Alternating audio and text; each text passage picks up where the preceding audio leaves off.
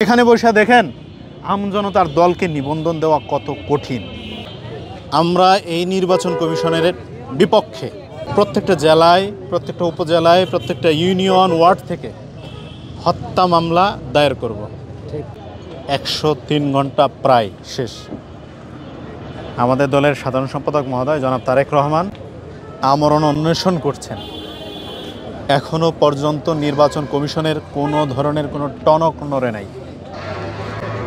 আমরা স্পষ্ট বিষয় উল্লেখ করছি, যদি তারেক রহমানের বিন্দু পরিমাণ ক্ষতি হয়, আল্লাহ না করুক যদি অপ্রীতিকর কোনো ঘটনা ঘটে, আমরা এই নির্বাচন কমিশনের বিপক্ষে প্রত্যেকটা জেলায়, প্রত্যেকটা উপজেলায়, প্রত্যেকটা ইউনিয়ন ওয়ার্ড থেকে হত্যা মামলা দায়ের করব।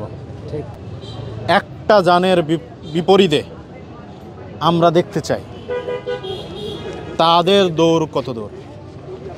অন্যায়ভাবে কেন তারেক রহমানকে মৃত্যুর কোলে ঠেলে দিচ্ছে, স্পষ্টভাবে বলে দিচ্ছি।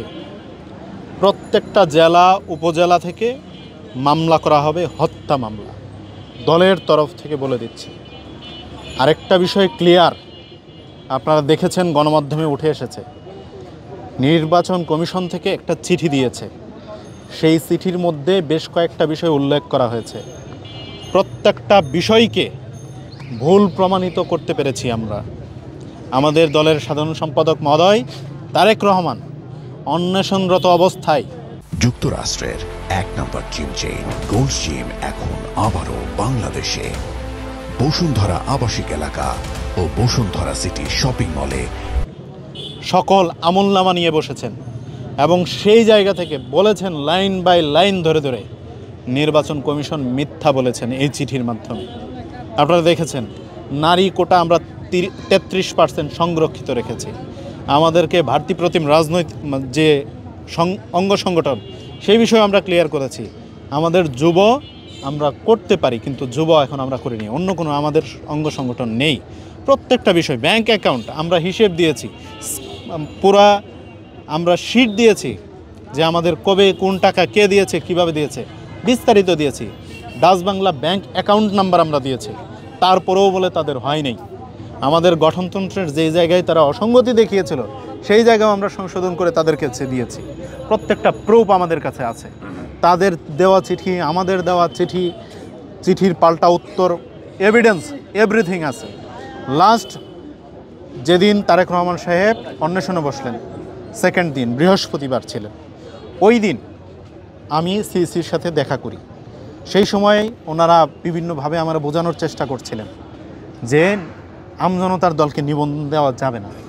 আমি একবার প্রশ্ন করে বসি যে আমি এখানে উল্লেখ করেছি 108টা উপজেলায় আমার অফিস এবং কমিটি, ডিড, এভরিথিং আমার আছে। তার মধ্যে 25টা জেলায় আমরা দেখিয়েছি যে আমাদের এইগুলো প্রত্যেকটা সক্রিয়। 29টা জেলায় আমরা অফিস আছে, 46টা জেলায় আমাদের কমিটি আছে, এভরিথিং সব দেখিয়েছি। কেন আমাদেরকে নিবন্ধন দিবেন না?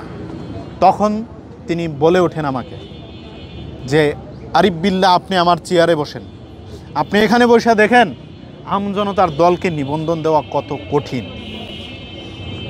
এই কথাটা উনি আমাকে বলেছিলেন তারেক রহমান ভাইয়ের কাছ থেকে। আপনি শুনেছেন, আপনারা এই কথাটা ওনারা আমাকে বলেছেন যে আমজনতার দলকে নিবন্ধন দিতে কত কঠিন। আমি প্রশ্ন রাখতে চাই জাতির সামনে, আমজনতার দলকে নিবন্ধন দিতে কি আলাদা কোনো আরপিও তৈরি করা হয়েছে? যে আমজনতার দলের জন্য এক্সট্রা আরপিও নির্বাচন কমিশন থেকে প্রোভাইড করা হলো, আর অন্যান্য সকল রাজনৈতিক দলের জন্য আলাদা একটা পাবলিক আরপিও, এরকম কোনো কিছু না হলে একই আরপিওতে আবেদন করা বেশ কিছু রাজনৈতিক দল নিবন্ধন পেয়েছে। চোররাও নিবন্ধন পেয়েছে। 43 লক্ষ গ্রাহকের টাকা চুরি করেছে, এই চোরেরাও নিবন্ধন পেয়েছে।